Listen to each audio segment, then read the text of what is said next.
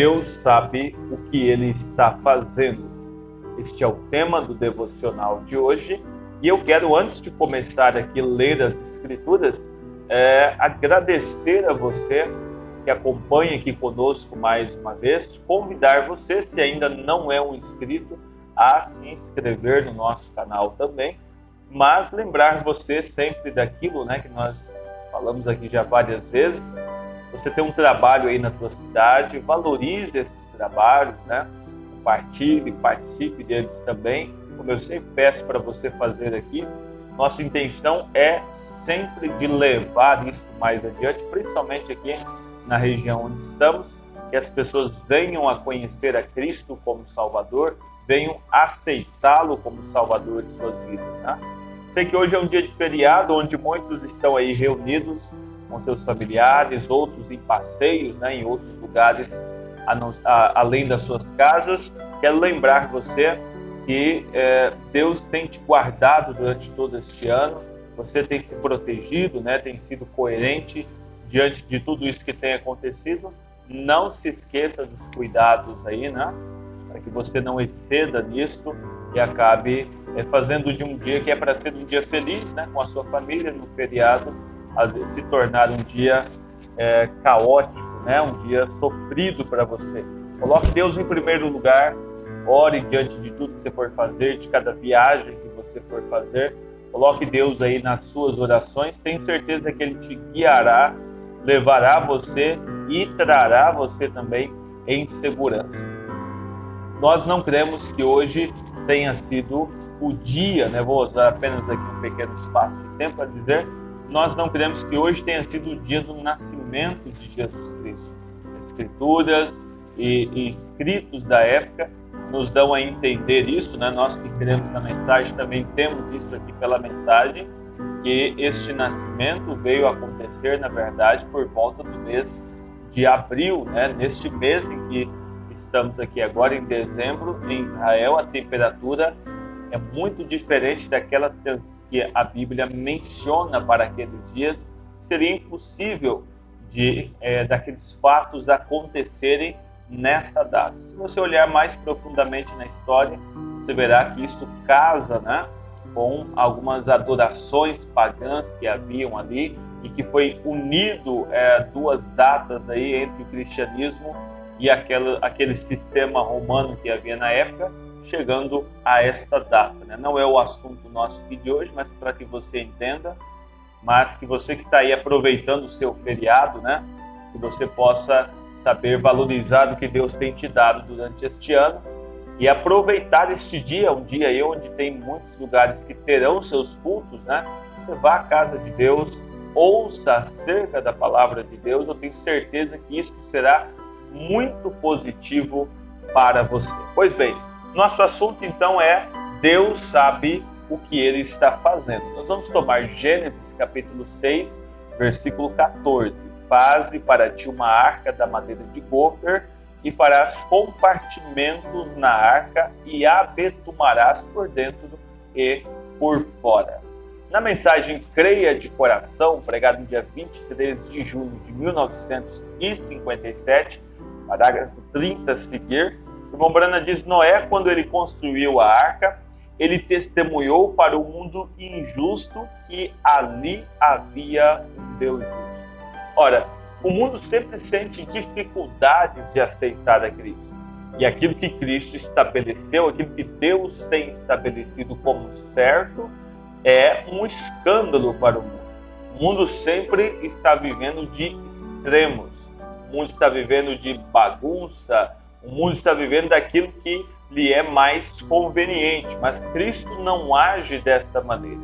O Evangelho não nos ensina a andar de forma conveniente aos prazeres da carne. Nos ensina, na verdade, a andar segundo o mandamento de Deus. E o mandamento que Deus deu a Noé foi um só: construa aqui uma arca. Esta arca tinha que seguir exigências, medidas e parâmetros que o próprio Deus concedeu para Noé. Não foram frutos de sua mente, das suas ideias, da sua vã filosofia, do seu muito conhecimento, né? Começa a ver coisas que não tem, começa a querer melhorar o próprio plano de Deus.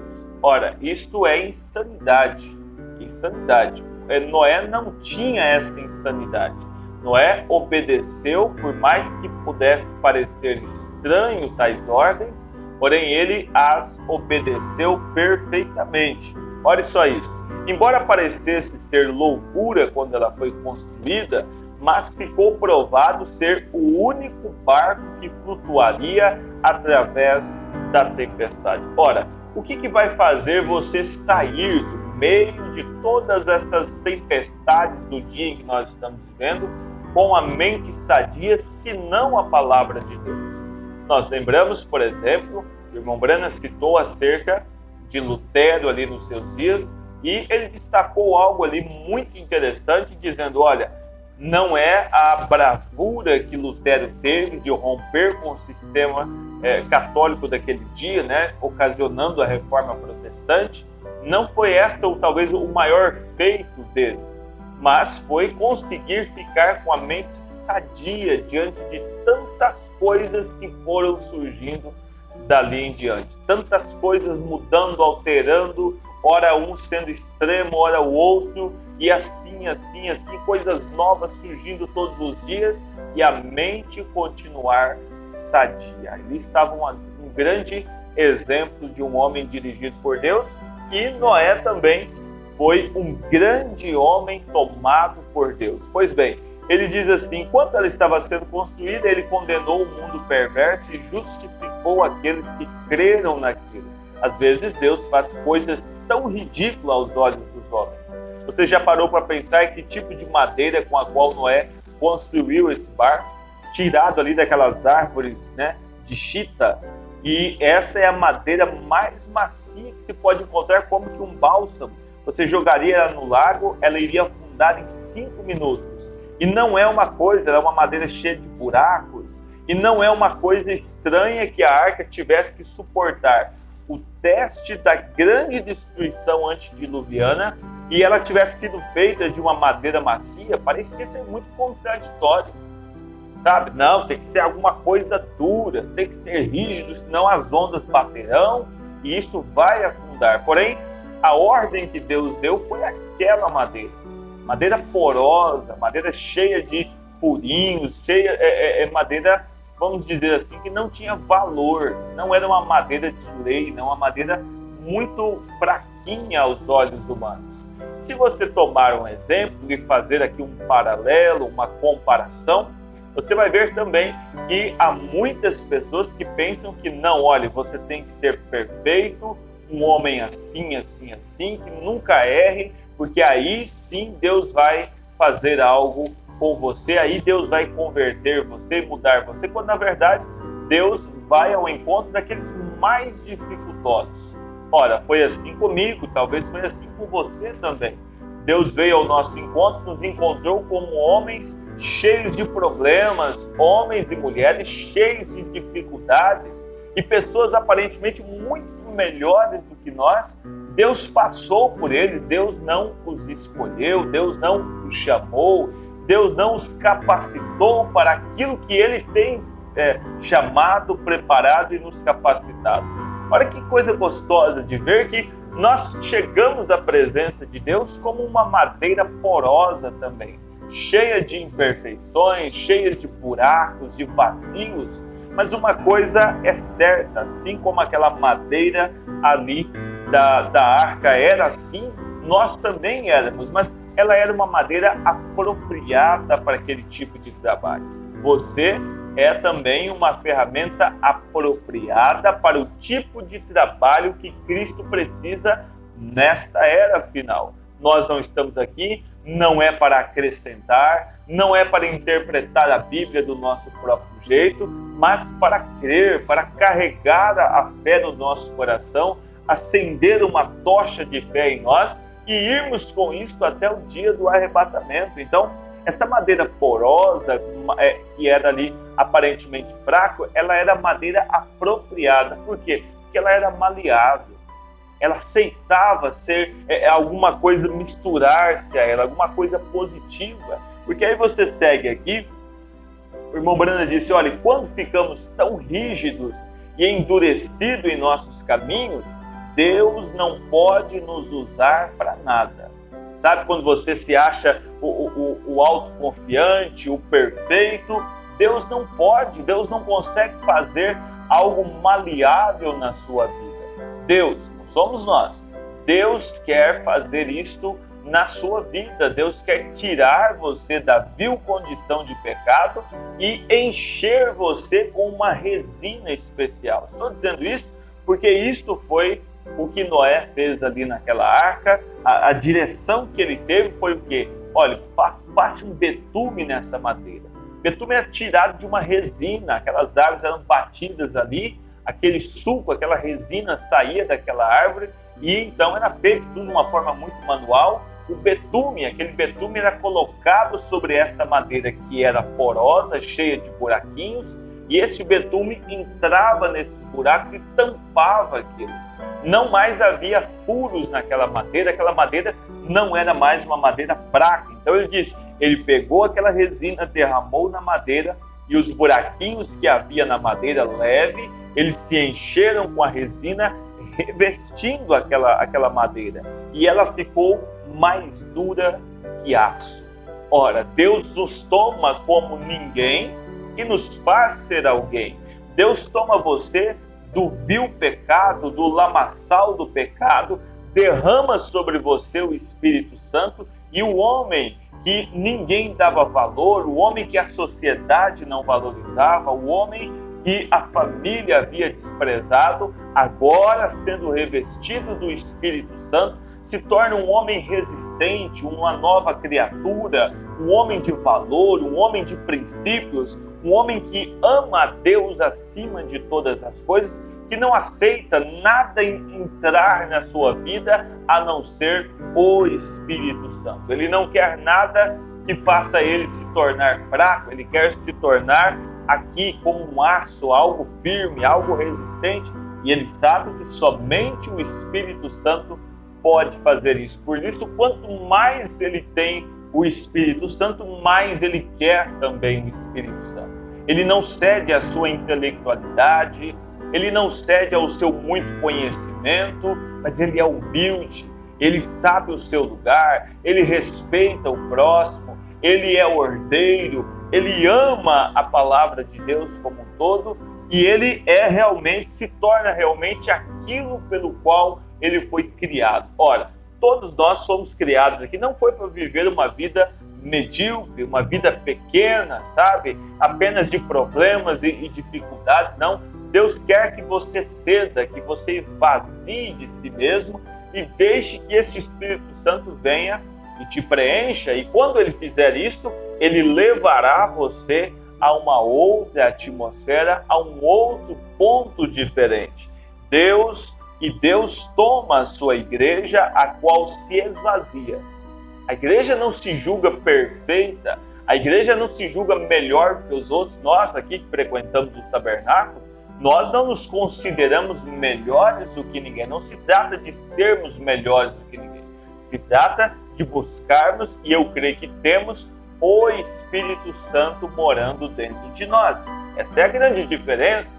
Se somos alguma coisa diante da sociedade, diante dos céus, somos porque o Espírito Santo está em nós. Deus toma a sua igreja, a qual se esvazia, e se torna algo maleável nas mãos de Deus. Não é maleável para o pecado, mas é maleável para ser usado por Deus. Ora, Deus cortou o seu próprio filho, mostrando como que Noé precisou bater naquela madeira, tirar aquela resina.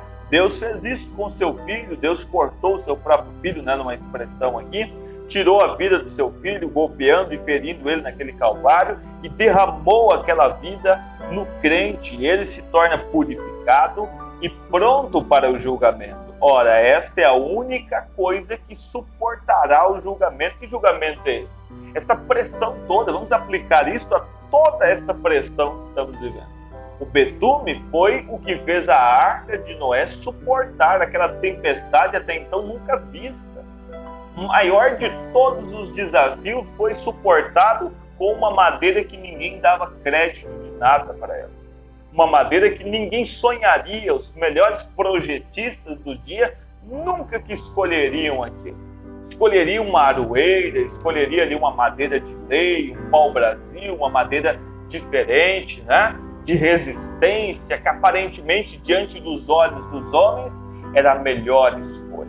Ora, isto fala muito para nós, fala muito para nós. Observe aonde Deus está passando e você saberá o que Deus também está fazendo. Ora, estes homens hoje, sabe que não se sentem grandes homens, mas que andam na simplicidade do Senhor, respeitando, amando, corações amorosos, com compaixão, respeitando, sempre orando pelos outros. Estes são aqueles que suportarão as tempestades também. Sabe, passará por as ondas, estas ondas, essas águas violentas vêm, mas ele sempre está vencendo. Ele sai do outro lado vitorioso. Ora, ela passou pelo julgamento porque ela seguiu em frente. A água era o julgamento. Ela passou por ele. Era o testemunho de que Deus sabia o que ele está fazendo. Talvez diante da sociedade, você dentro de uma igreja é algo absurdo, né? Algo como a expressão que ele usou aqui em cima aqui, ele chegou a dizer assim, olha, é uma coisa ridícula aos olhos dos homens. Ah, mas este homem, mas esta mulher, não, nós, a igreja aqui não aceita esse tipo de pessoas. O irmão Branco contou um exemplo daquilo, né? E Deus vai lá, como foi comigo, com você, sabe, nos alcança, nos tomou ali, nós não éramos nada, e foi lá e fez tudo isso, provando que ele sabe o que ele está fazendo. Ele não te chamou errado, ele não chamou você enganado, sabe, imaginando que você era uma coisa e agora é outra. Não, você ainda talvez não está numa posição confortável, tranquila com Deus, porque você não conseguiu se esvaziar de você mesmo. Você acha que você é alguma coisa? E vamos aproveitar este feriado aqui de Natal para nos esvaziarmos, para deixar Deus nascer realmente dentro do nosso coração, sabe? Deus preencher este vazio. Talvez você venha criando dentro de você uma ideia de que você é alguma coisa, e eu gostaria que você desconstruísse isso agora e deixasse que Cristo guiasse você e Cristo fizesse nascer no teu coração realmente aquilo que você precisa. Se você deixar Deus morar no teu coração, você verá que Ele guiará você este restante de ano e você verá o quanto mais Ele fará por você no próximo ano, nos próximos anos, se houver tempo para isso. É hora de entregarmos nossa vida para Deus, é hora de colocarmos a nossa vida nas mãos do Senhor Jesus, que é o melhor projetista de todos. Nós vemos pessoas maquinando, se organizando e fazendo planos para daqui 5, 10 anos, quando Cristo sabe melhor todas as coisas. Ele sabe o que Ele está fazendo. Deixe que Ele planeje sua vida, deixe que Ele organize o seu dia, deixe que Ele guie você por onde você precisar. Amém? Amado e eterno Deus, que este dia, Senhor, onde as famílias se reúnem, onde os lares estão juntos se alegrando, Senhor, onde pessoas estão lembrando também, ó Pai, talvez até mesmo de seus entes queridos que partiram neste ano e tendo momentos de dores e dificuldades, mas que o Senhor venha e console a cada coração, o Senhor venha e faça nascer uma nova esperança, Senhor, nesses corações. Aqueles que estão afastados, que possa nascer, ó Deus, um desejo profundo de voltar ao Teu caminho, de voltar, ó Deus, à Tua presença.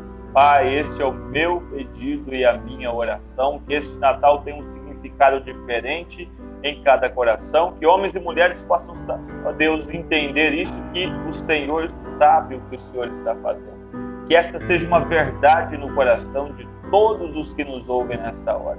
Pai, os que compartilham, que curtem, que interagem conosco no YouTube, no Facebook, no Instagram, que bênçãos maravilhosas venham sobre seus lares, ó Deus, e aonde eles estiverem, eles sejam bênção para as suas igrejas, bênção, ó Deus, para os ministérios aonde eles estão ali.